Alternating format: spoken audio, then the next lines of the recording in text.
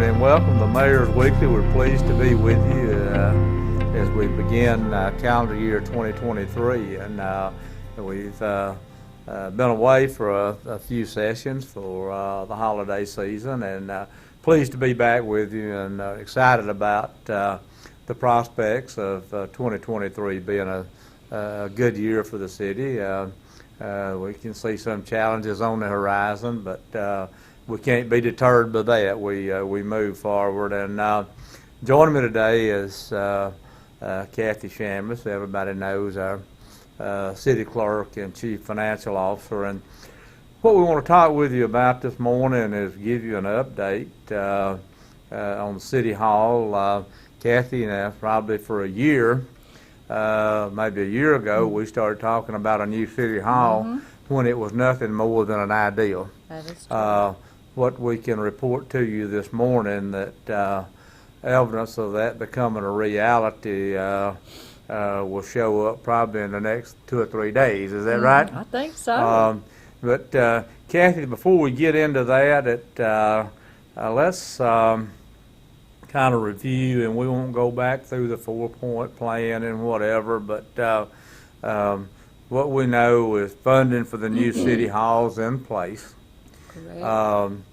We being the council, not a part of the council, has approved a contract to build a new city hall with a bid price of $6.9 million. Is that correct? That's correct. Now, one of the things that we follow the city's Facebook page, and we pick up on some interesting things, and a thing that we've seen on 2 or 3 times is well, we always farm the work out to somebody outside the area. Now, Kathy talked about this in detail a few sessions back about how municipal government has to go about projects like this and the bid process. And Kathy, I think you shared that this particular project was advertised soliciting people to bid on the project, maybe in Huntsville and Birmingham and where else? I think it was Montgomery. Yeah, well, pretty well across the state. And what I want to add to that is, Kathy, we know, don't think we overlooked anybody, there's one general contractor in our area here that does the kind of work we're talking about. I personally reached out to the ownership, as Kathy's aware of that company, and what they told me that their interest in work is for projects much, much smaller than City Hall. So we made it available and solicited that company's participation in the bidding process. So we hadn't excluded anybody.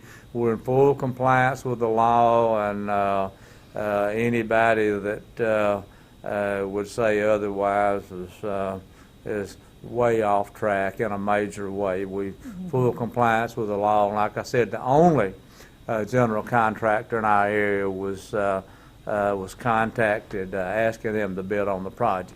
So, Kathy, we have a bid in place, and we'll talk a little bit about it. We know it's a contractor based in Bessemer.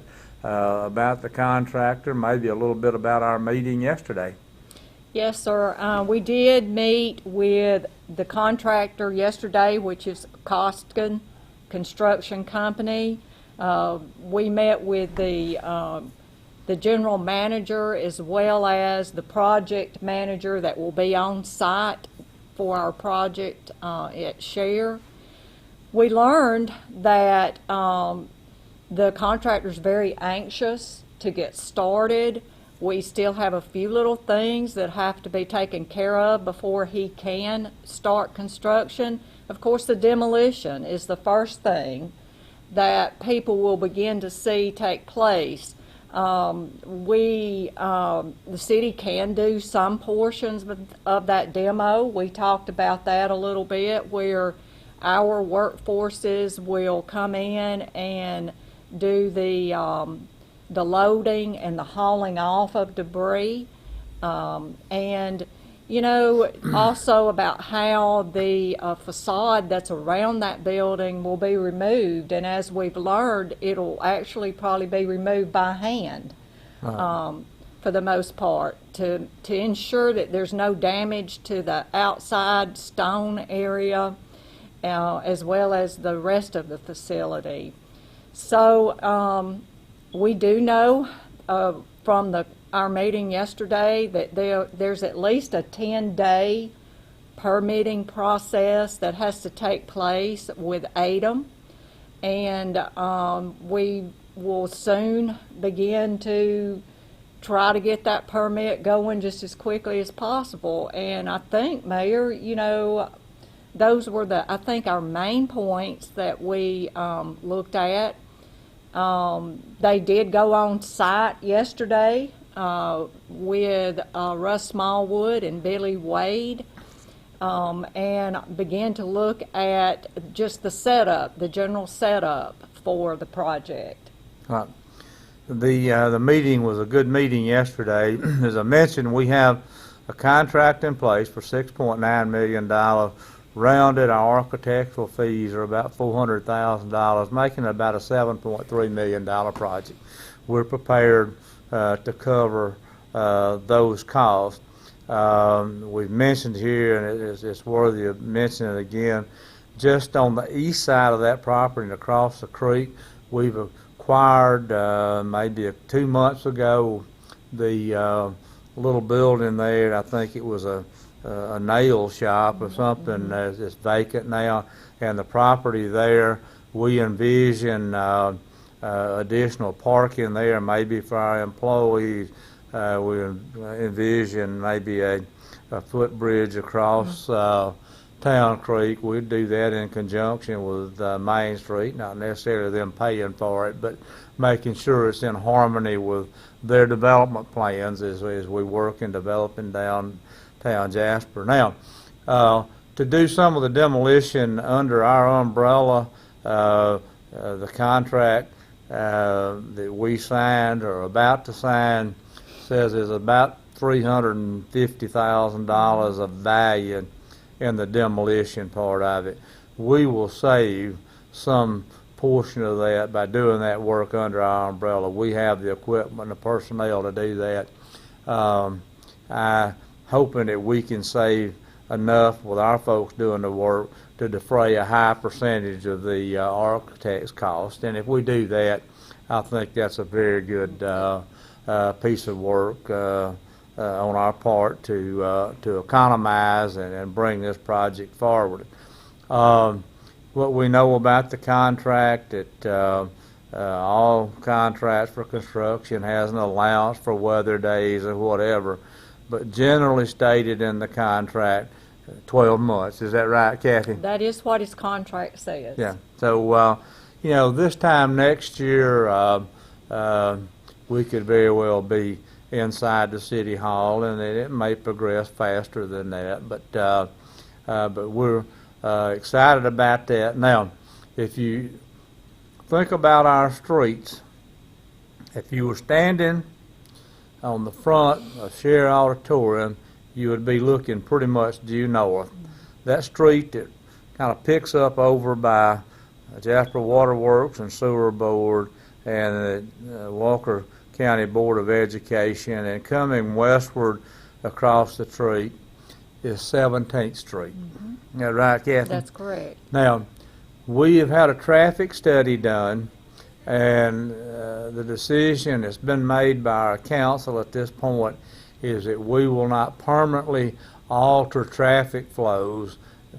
We will wait till we occupy the building and get a better handle on how our presence in that facility is going to impact the flow of traffic. But during the construction phase, there could very well be temporary closures of that street. And I underscore temporary. I spoke with a contractor yesterday, and I said, if you have that need, now let me say this, the council has already authorized the mayor to make those closures if necessary. Is that right, Kathy? Yes, sir. And we will do that to accommodate the contractor. what I told the contractor is I would like to have advance notice so we can put signage there to let people know that there may be inconvenience for a few days, but wouldn't want anybody to think it is a permanent closure of that street. At this point in time, it would be temporary to accommodate the construction of that building. If you step over on the west side of that building, then you're dealing with 2nd Avenue. That section has already been barricaded, will remain closed in all likelihood for the duration of the construction, which could be a year or longer. And it's going to be, you'll see a sign erected that gives you a picture of the architectural rendering of what City Hall will look like. The architect, the contractor, and of course the city of Jasper, and we're proud. We're working now to put that sign together, and proud to erect that sign and tell this city and anybody that visits our city what's going on there, because a lot to be proud of. And Kathy pointed out, we were looking yesterday, the city's, I believe, 136 years old, and this is the first city hall that's ever been built. Kathy's been here 37, 38 years, and reading on her comments that she thought she'd never see the day that we build a new city hall. But it's going to become a reality. You may see some city workers there doing some things ahead of this 10-day permitting time. Why? The Alabama Department of Environmental Management, it's a checkpoint for asbestos, and that somebody just doesn't tear something down and haul asbestos to a landfill that's not qualified to accept that sort of refuse. So that's what that's about. Nothing that we've done wrong, or nobody suspects anything. We've had asbestos sampling done leading up to this that indicated we do not have asbestos in the facility. So things ought to move along with that, and